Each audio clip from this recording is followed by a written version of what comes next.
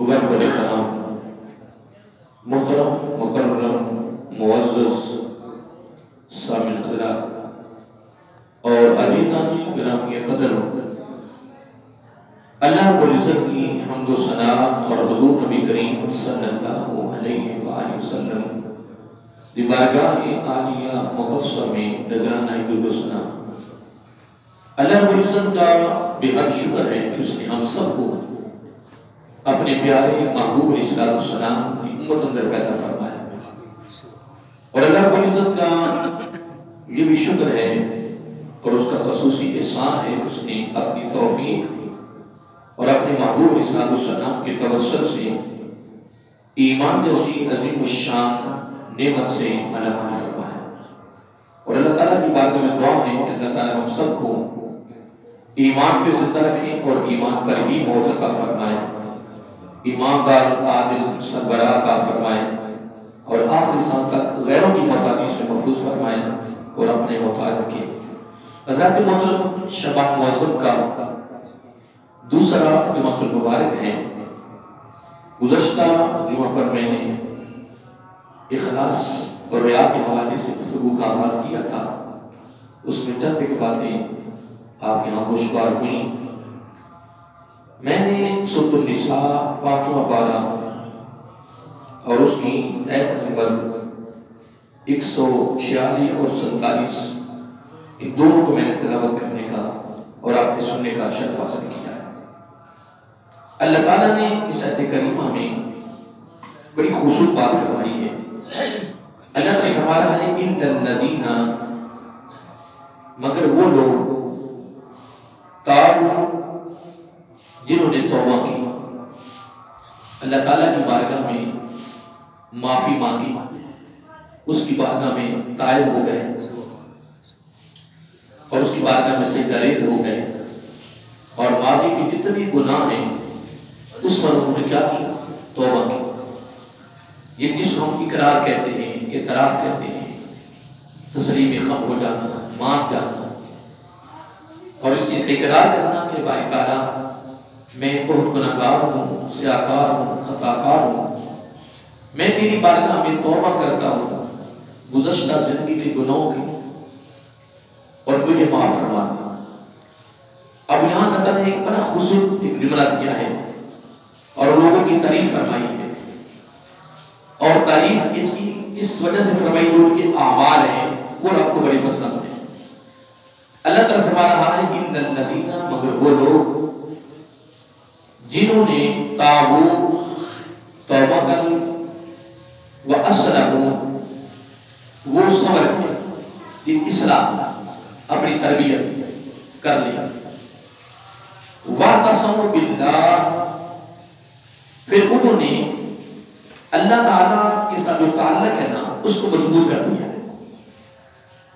عالم کائنات میں سب سے مضبوط جو رشتہ ہے وہ خالق کائنات کا ہے، اور خالق کائنات کا جو رشتہ ہے، جو اس کی محبت ہے، جو اس کا پیار ہے، جو اس کی نسبت ہے، جو اس کی ارادت ہے، اور وہ بھی حضور نبی کریم علیہ السلام کی خوبصورت سیرت اور خوبصورت آپ کے اعمال اور آپ کی خوبصورت اداؤں کی صورت میں جب اس کا رشتہ محبت اللہ تعالیٰ کے ساتھ مضبوط ہو جاتا ہے تو وہ بندہ دنیا آخرت میں کامیاب ہو جاتا ہے۔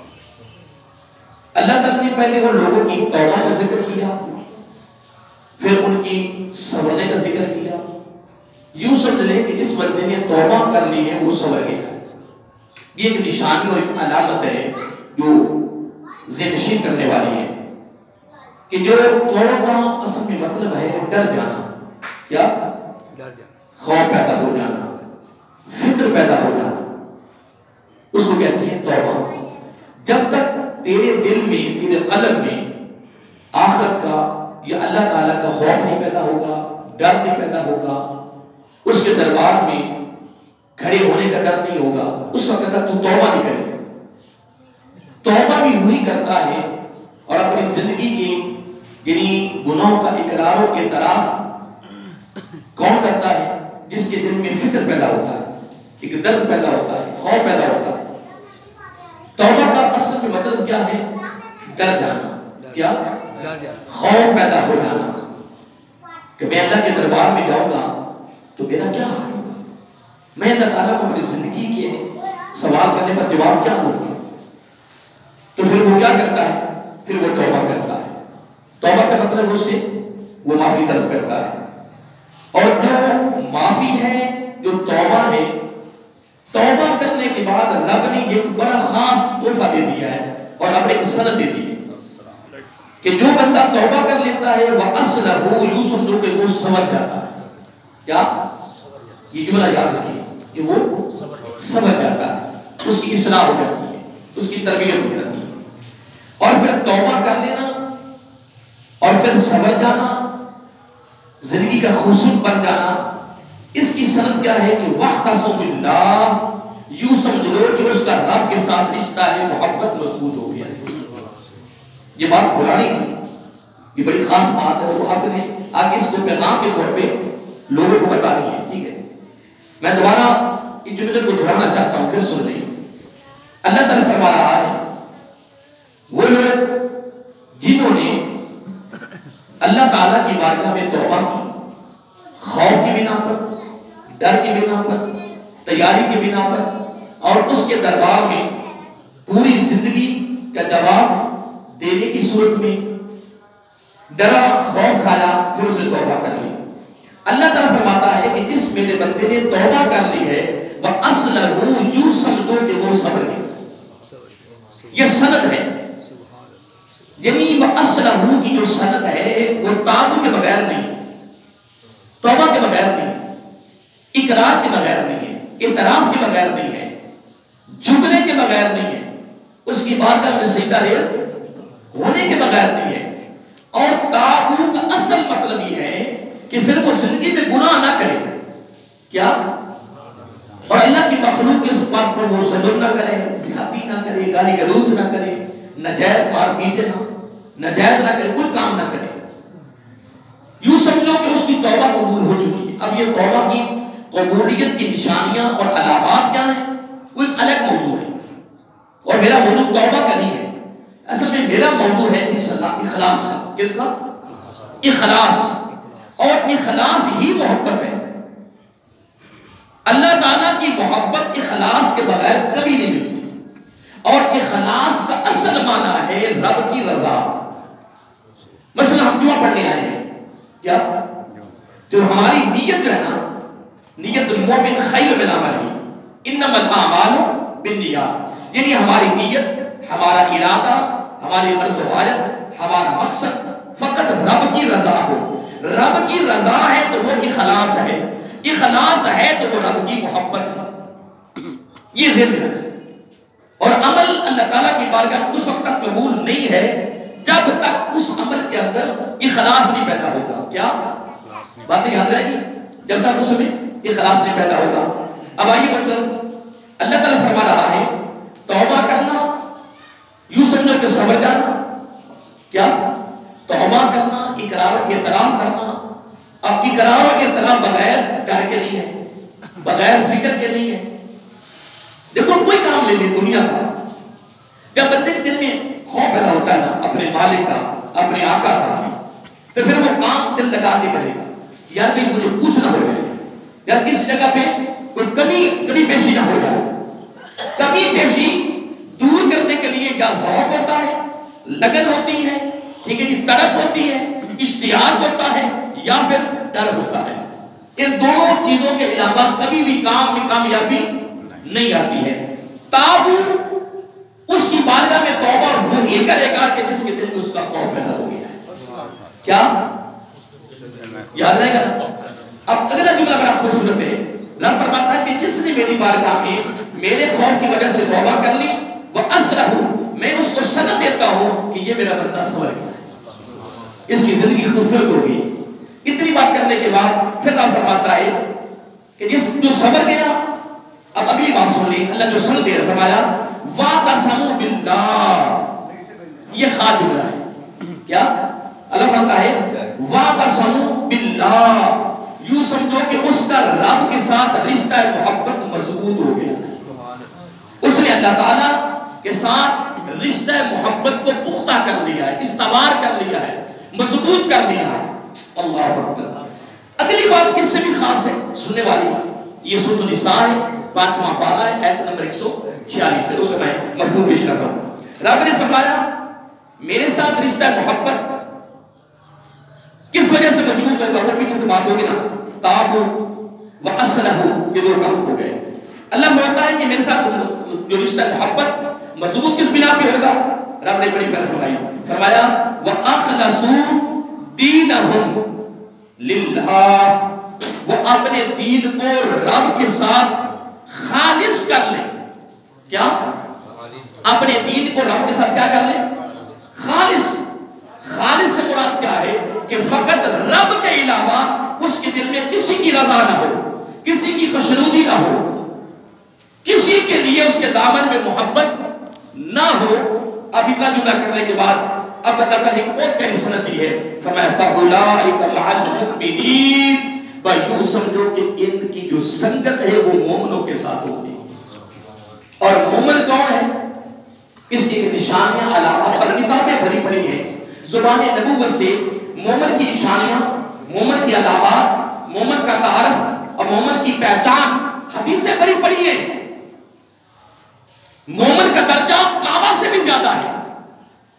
حضرت علی فرماتے رضی اللہ تعالیٰ عنہ کہ میں آقا علیہ السلام کے ساتھ تھا، کعبہ کے سامنے کھڑے تھے، آقا علیہ السلام نے کعبے سے خطاب کیا، فرمایا کعبۃ اللہ، میں مانتا ہوں کہ تیری حرمت بڑی اعلیٰ ہے، تیری عزت کیا بولیے بڑی اعلیٰ ہے، تیرا مقام و مرتبہ بڑا اعلیٰ ہے، تیری قدر و منزلت، لیکن میری بات سن لیں، میری امت کے مومن کا جو درجہ اور حرمت ہے وہ تجھ سے زیادہ ہے۔ اگر کوئی بندہ کہ یہی کعبہ، یار کعبہ جو ہے نا وہ رب نہیں ہے، رب کعبے کے اندر مقید نہیں ہے۔ اگر کوئی کہتا ہے کہ رب کعبے میں رہتا ہے کہ کفر ہے، وہ تو نور ہے۔ اللہ تعالیٰ کو کہیں مقید کرنا یہ کفر ہے، اور ہم دن میں پتہ کتنے کفریہ کلمات پڑھ جاتے ہیں۔ اگر میں کہوں اللہ عرش پہ رہتا ہے، یہ بھی کفر ہے۔ آسمانوں والا رب نہیں کہتے، بولیے یہ پریشان ہو گیا۔ میں تو اپنی رات نہ کر رہا ہوں، آج سے 15 خیال کر رہا ہوں، یہ ہمارے تک کیا کلام ہے، عرش والا رب، آسمانوں والا رب، اس کا مطلب وہ آسمان میں مقید ہے۔ اس لیے کہتے ہیں کہ رات کو تجدید نکاح بھی کرو اور تجدید ایمان بھی کرو۔ کیا؟ میں دو جملے بولے، تجدید نکاح اور تجدید ایمان۔ تجدید ایمان یہ ہے کہ کلمہ پڑھو لا الہ الا اللہ محمد رسول اللہ صلی اللہ علیہ وسلم۔ اگر پورے دل میں کوئی کفر یا کلمہ نکل بھی گیا ہے، جب ہم صدق کے دل سے دوبارہ کلمہ پڑھیں گے تو ہم ایماندار رہیں گے۔ تجدید نکاح کہ کوئی ایسی بات نہ ہو جائے جس سے ہمارے نکاح میں فرق نہ آ جائے، تو کیا کریں؟ بیوی کہتی آپ مجھے قبول ہیں، میں بولی آپ مجھے قبول ہیں، تجدید نکاح ہو گیا۔ میں ایک دفعہ نکاح پڑھ رہا تھا کہ بڑی بات کا اپنی توجہ ہے کہ میرے زبان پہ آ گئی ہے، میں نکاح پڑھ رہا تو آپ کو پتا کہ نکاح میں کلمے پڑھائے جاتے ہیں، کتنے؟ اور صرف ایمان پڑھائی جاتی ہے، یہ نکاح کا حصہ نہیں ہے۔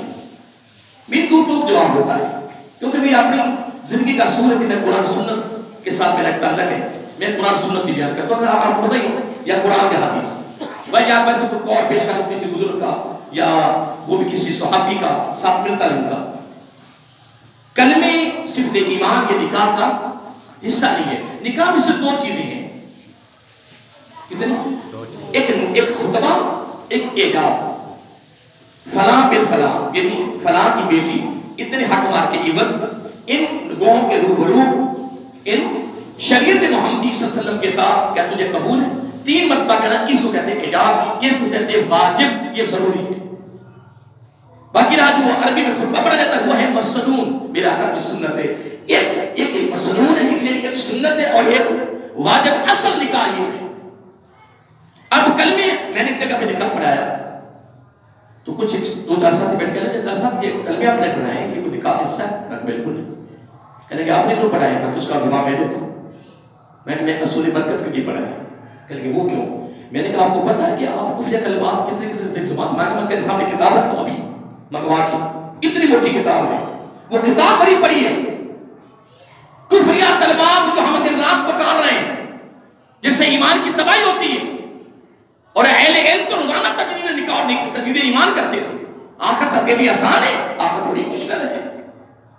میں نے کہا دیکھیں، یا ایک واجب ایک سنت ہے، ٹھیک ہے، نکاح کل میں اس کا تعلق کا حصہ نہیں ہے، لیکن ایک نئی زندگی کا آغاز ہو رہا ہے. کیا بولیے؟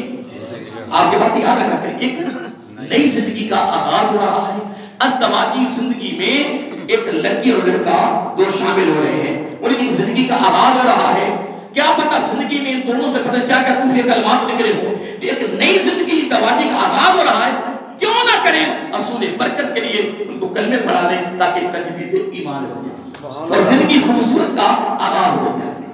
اس کے بعد سمجھ میں آ گیا، اس کے بعد سمجھ میں آ گیا. لیکن ہم مقید کرتے ہیں، کیا مقید کرتے ہیں رب کو بھی یہ کفر ہے. اگر کہیں کہ کعبے میں رب رہتا ہے تو یہ کفر ہے، رب کعبے میں رہتے ہیں.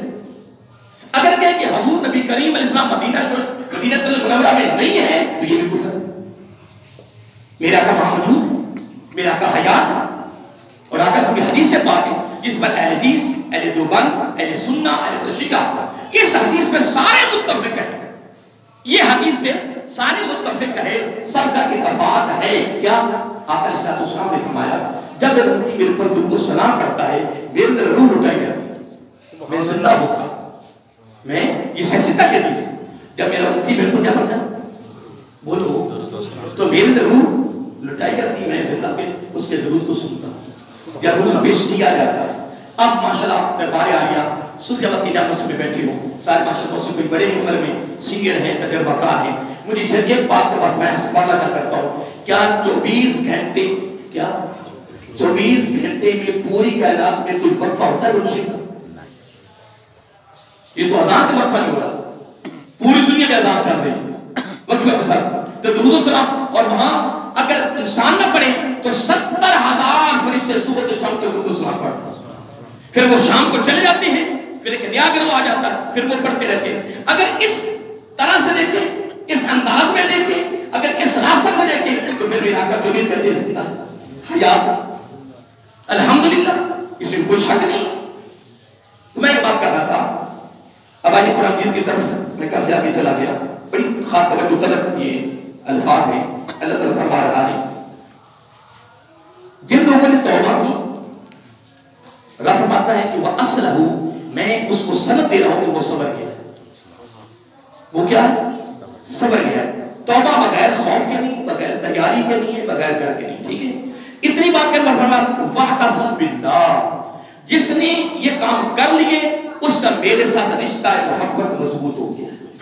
رشتہ محبت مضبوط ہو گیا. آگے فرمایا وَأَخْلَصُوا، یہ سارے کام کیسے ہوں گے؟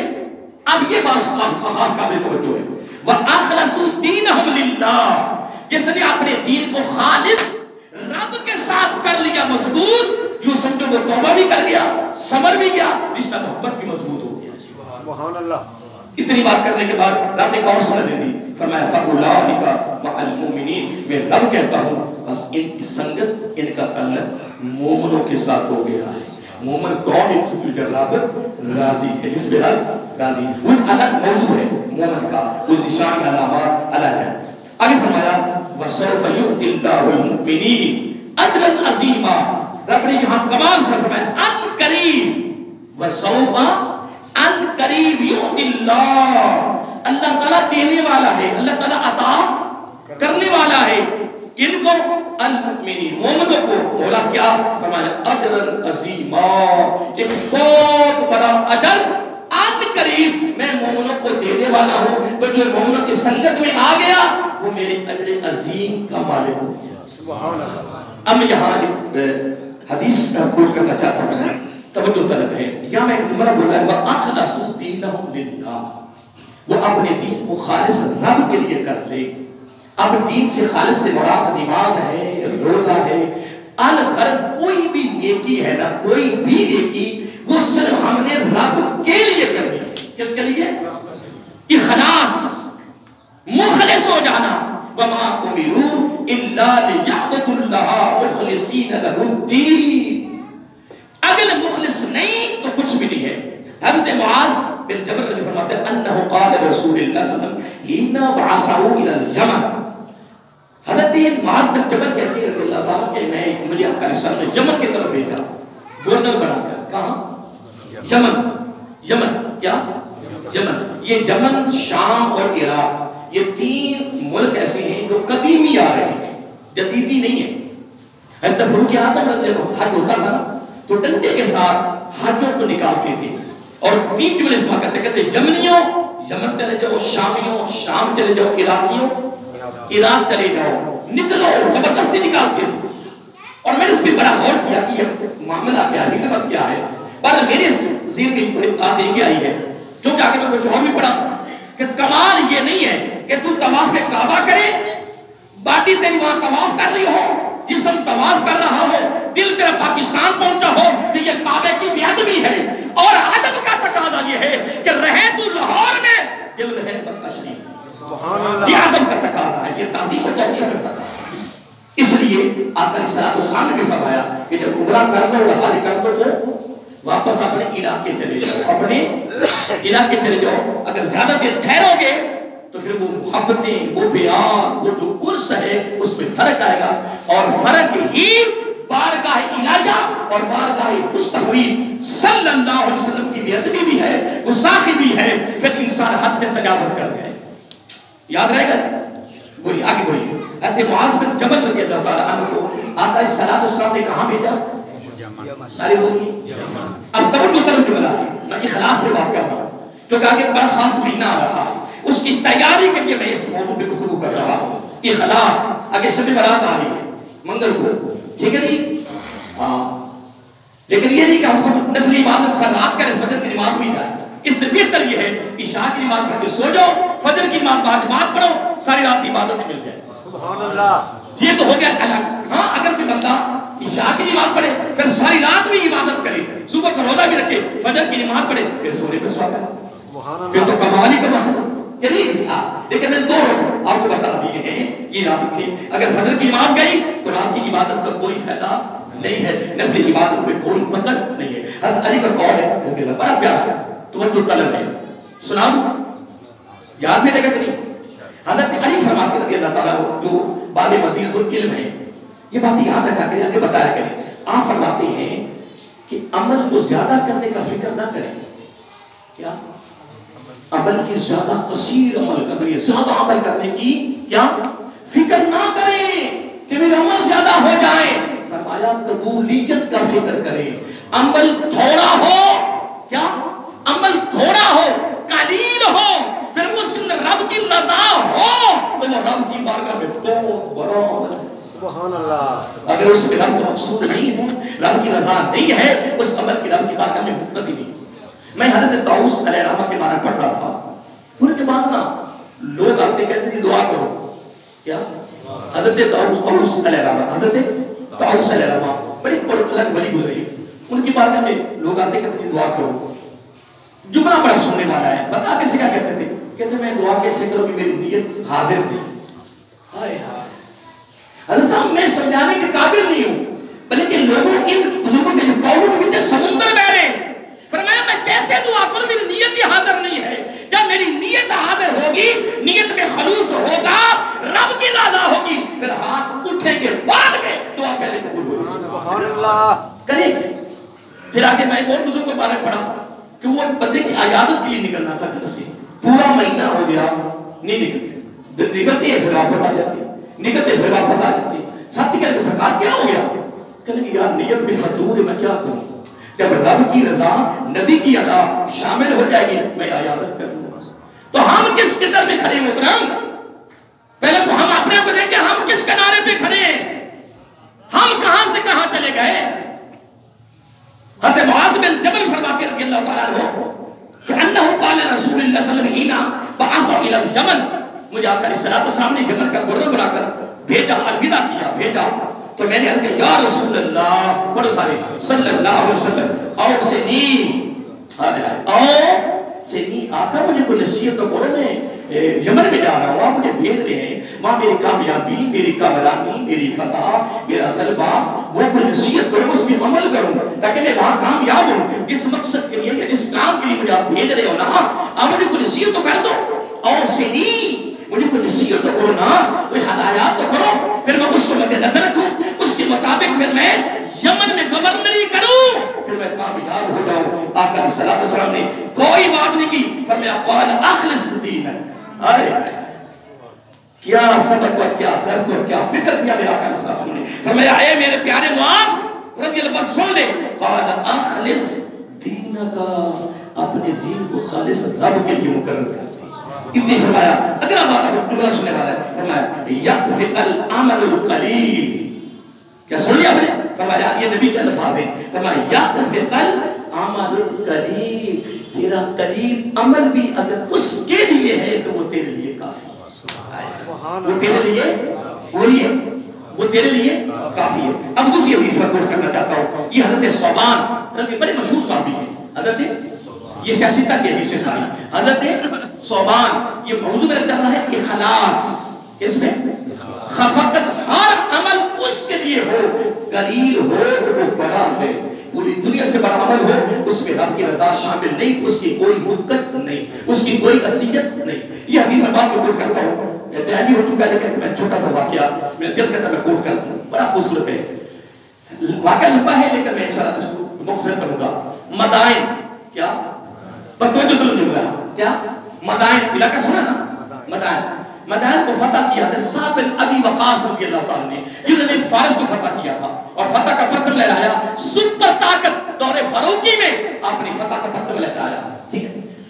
حضرت سعد بن ابی وقاص مدائن کو جب فتح کیا تو وہاں کا جو صدر تھا وہ قتل ہو گیا، جو سربراہ تھا نا مدائن کا وہ قتل ہوا، مارا گیا۔ اب اس کا جو سر کا تاج تھا وہ گرا، وہ گھنٹے کے اندر لگ بھگ ہو گیا۔ اب جب سارے سیٹل ہو گئے، نظام سیٹ ہو گئے، فتح ہو گئی، سب نظام سیٹ ہو گئے، اس کے بعد ایک عام مجاہد، کیا ایک عام مجاہد وہاں سے گزرے نا، اس نے وہ گھنٹے میں وہ چیز نظر آئی، اس نے دیکھا تو وہ تاج تھا، اس نے صاف کیا تو وہ تاج سونے کا تھا۔ خدا کی قسم میں کہہ رہا ہوں کہ یہ واقعہ میں پیش کر رہا ہوں لیکن میری زبان زیب نہیں دے کہ میں اس واقعے کیسے پیش کروں، کیونکہ اندر میرا اندر والا مجھے ساتھ ساتھ جھنجھوڑ بھی رہا نا، مجھے خبردار کر رہے ہیں، مولوی صاحب بیان کر رہے ہو تو عمل کتنا ہے، کہاں ہم چلے گئے، یہ کامیابیاں، کامرانیاں، وہ سکون، وہ راحتیں کہاں گئی؟ وہ تاج اٹھایا، اجازت ہے کہ وہ رکھ سکتا تھا، کیا رکھ سکتا تھا، لیکن اس نے اس کو کپڑے میں لپیٹا، سعد بن ابی وقاص کے پاس گئے رضی اللہ تعالیٰ کے پاس، کافی لوگ بیٹھے ہوئے تھے، کہنے لگے سرکار یہ چیز لے لیں، آپ نے لے لیا، اس کو اوپر کپڑا اٹھایا، وہ سونے کا تاج اور پھر اس کے اندر ہیرے جڑے ہوئے، کیا ویسے میری بات کوئی مشکل تو نہیں، آسان ہوگی، اس کا نتیجہ رضا تو میں نے نہیں دینا، ماشاءاللہ ہم مسلم بڑے بڑے بزرگ بھی بیٹھے ہیں، بڑے بڑے اہل علم بھی بیٹھے ہیں، اہل مطالعہ بھی بیٹھے ہیں، ٹھیک ہے جی، بس آپ نے جملہ سن لینا، بس گھر میں آپ نے غور کرنا ہے، غور لازمی کرنا ہے، یار غور کے بغیر گزارا نہیں، یار غور کیا کرو، یار دنیا میں غور کرتے ہو، دین میں بھی غور کرو۔ لو جی کپڑا اٹھایا، جب تاج دیکھا تو وہ کس کا تھا، بولیے اس کے اندر کیا کرے ہوئے تھے؟ حضرت سعد بن وقاص کہتے ہیں اپنے ساتھیوں سے مخاطب ہو گئے، کہنے لگے اگر یہ تاج اگر یہ بیچتے، اس کے پیسے لیتے تو 7 پشتوں تک ان کے ہاں خزانہ ختم نہیں ہو سکتا، کتنا؟ 7 پشتوں تک، لیکن میں قربان جو اس شخص پر کس کی کتنی ایمانداری۔ اب جملہ سننے کے آگے کچھ باتیں ہو رہے لیکن میں ختم کرنے لگا ہوں، تو ٹائم ہو چکا۔ صاحب بن ابی وقاص کہتے لگے یار بتا تیرا نام کیا ہے، تیرا نام کیا؟ اب اس نے نا دیکھو نا جس طرح میرے سامنے جس طرح بیٹھے تو میں کسی کو یاد نام بتاؤں تو وہ چہرہ ادھر کر لے، پشت میری طرف کر لے، جب حضرت صاحب بن وقاص سے نام پوچھا نا کیونکہ اس کا عمل آپ نے دیکھ لیا کہ کتنی ایمانداری ہے، اس نے واپس کر اس نے رکھا نہیں، یہ تو میں سن لیا نا۔ اب حضرت صاحب بن وقاص تعجب میں آ گئے، صحابی ہیں اور وہ بڑے سپہ سالار بڑے جنگجو ہیں، تجربہ کار ہیں، صاحب بن وقاص رضی اللہ، فرمایا بتا سی تیرا نام کیا ہے؟ اس نے پشت ادھر کر دی، چلو ادھر کر دیا، اس نے سمندر بہا دیا اور ایسی گہرائی